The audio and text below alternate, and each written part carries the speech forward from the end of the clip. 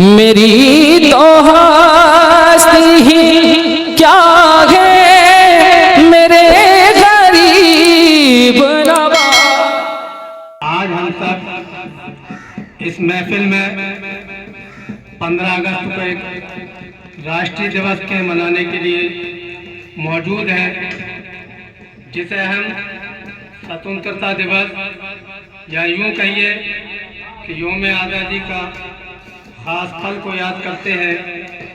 हज़रात, जैसा कि हर साल की तरह इस साल भी हम और आप यौम आज़ादी के मौके पर हिंदुस्तान को आज़ाद कराने के लिए जिन शहीदों ने कुर्बानियाँ दी हैं उनके बारे में आज इस मंच से मैं उनकी कुर्बानियों को याद करते हुए और उनके बारे में बताना चाहता हूँ।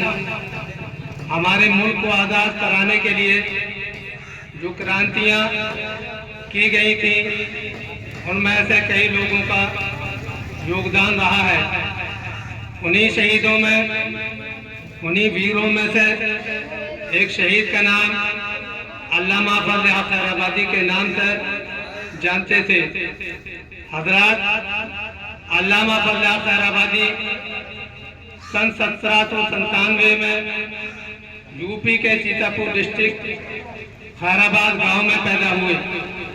उनके वालिद मौलाना फजल इमाम अपने वक्त के बहुत बड़े आलिम दीन थे। अल्लामा फजल हक खैराबादी ने अपनी इब्तदाई तालीम अपने वालिद से ही की और इतने ज़हीन थे कि 4 महीने में ही कुरान पाक को हिफ्ज़ कर लिया। ये कमाल की बात है। 4 महीने में कुरान पाक को आज बच्चा 4 साल, 5 साल, 6 साल, इससे कम नहीं लग रहा। 4 महीने में ही कुरान पाक को हिफ्ज़ मुकम्मल कर लिया। सिर्फ 13 साल की उम्र में अरबी, फारसी और दीगर उलूम का निसाब भी मुकम्मल कर लिया। अल्लामा फजल हक खैराबादी की एक और पहचान बतौर माहिर कानून थी।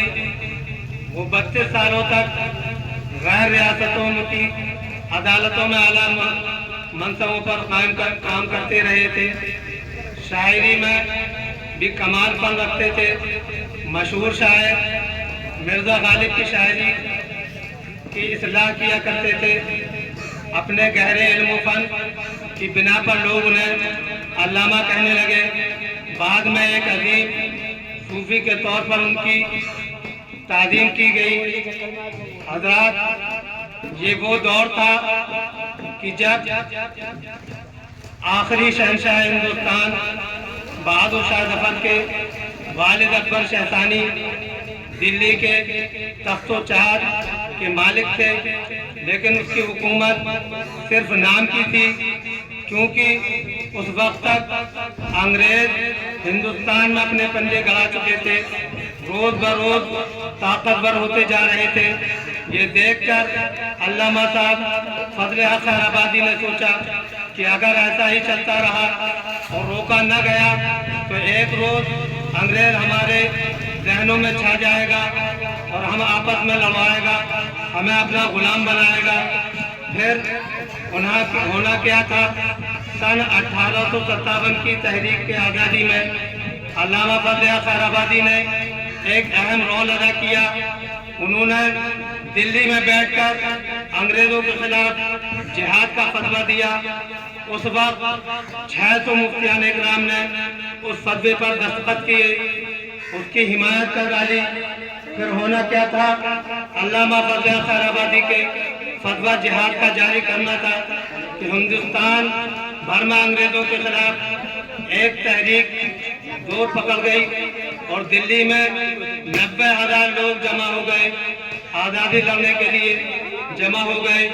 गली गली, बस्ती बस्ती, शहर शहर अंग्रेजों के खिलाफ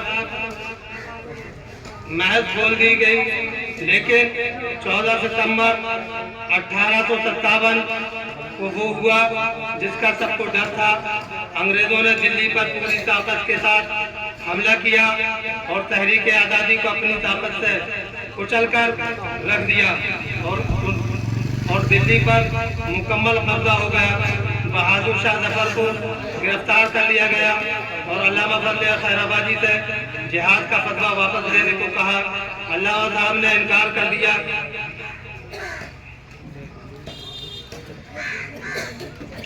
तो अंग्रेजों ने उन्हें गिरफ्तार करके लखनऊ ले गए और वहां की अदालत में आप पर बगावत का मुकदमा चलाया गया। जब कार्रवाई शुरू हुई तो उस गवाह को पेश किया गया था।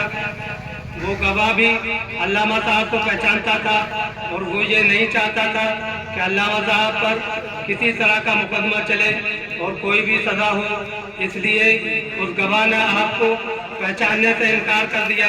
उसने कहा कि अंग्रेज के खिलाफ जिन्होंने जिहाद का फतवा दिया था वो ये उलमाए दीन नहीं है। और दोस्तों, खुशी की बात तो ये थी, जिस जज के सामने आपको पेश किया गया था वो जज भी आपको पहचानता था, क्योंकि उसने भी आपकी कुछ किताबें पढ़ी हुई थी और वो भी चाहता था कि अल्लामा साहब की किसी तरीके से इस मुकदमे से बाहर निकल जाए और सजा से बच जाए। इसलिए उस जज ने अल्लामा फजल खैराबादी के कान में कहा कि अल्लामा साहब, आप सिर्फ इतना कह दें कि ये फतवा मैंने नहीं दिया, आप सजा से बच जाएंगे। जज ये कह के अपनी कुर्सी पर बैठ गया और ये सोचने लगा कि अब तो अल्लामा साहब बच जाएंगे। और जज ने आपसे पूछा, आपने अंग्रेज हुकूमत के खिलाफ जिहाद का फतवा दिया है? तो आपने कहा, गरजती हुई आवाज में कहा, इस गवाह ने शायद मुझे बचाने के लिए पहचानने से इनकार कर दिया है। मैंने ही अंग्रेज हुकूमत के खिलाफ जिहाद का फतवा दिया है और इसके इवज मुझे जो सजा मिलेगी मैं कबूल करूंगा। दोस्तों, ये सुनना था कि जज और गवाह दोनों सर पकड़कर बैठ गए। दोस्तों, अल्लाह के बहादुर और सच्चे बंदे ऐसे ही होते हैं जो लोमड़ी की तरह हेर फेर करके अपनी जान नहीं बचाते, बल्कि शेर की तरह जान देने अपना फर्ज समझते हैं। 22 फरवरी 1859 को ये मुकदमा शुरू हुआ था और बिल आखिर 28 फरवरी 1859 को उन पर फतवा जुर्म टाइप करते हुए लिखा गया कि इस शख्स ने बगावत की है और दिल्ली और जगहों पर अंग्रेजों के खिलाफ तहरीक चलाई, जिहाद को फरोग दिया और 4 मार्च 1859 के फैसले के मुताबिक उन्हें जिंदगी भर के लिए काला पानी की सजा सुना दी गई।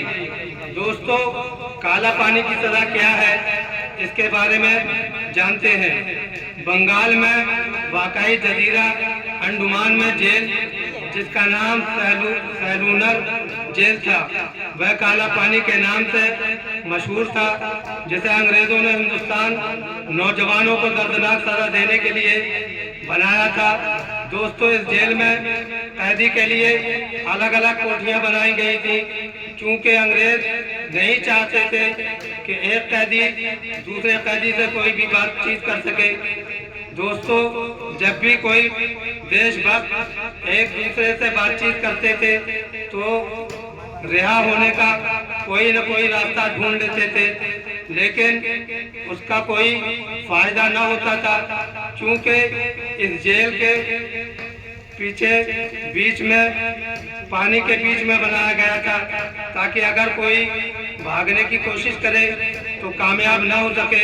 और अगर बात की जाए इस जेल में किए जाने वाले व्यवहार की, तो कैदियों को सिक्का में बांधकर कोड़े मारे जाते थे और उन्हें अंगारों पर लिटाया जाता और खाना इतना बेकार किस्म का दिया जाता कि अगर आम इंसान देख ले, घिन आ जाए।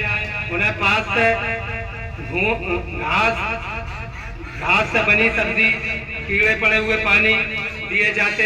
ऐसी खौफनाक जेल में अल्लामा फजल खैराबादी घुट-घुट कर जीते रहे, लेकिन इस बीच अंग्रेज जेलर ने आपसे कहा कि फजले हक, मुझे तुम्हारी हालत पर तरस आता है, तुम एक बार कह दो कि ये फतवा मैंने नहीं दिया और हम तुम्हारे मुखालिफ नहीं है।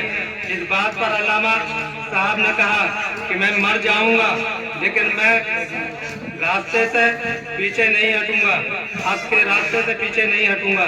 तुम अंग्रेजों ने हमारे मुल्क को नाजायज कब्जा किया हुआ, हम तुम्हारी इस हुकूमत को नहीं मानते।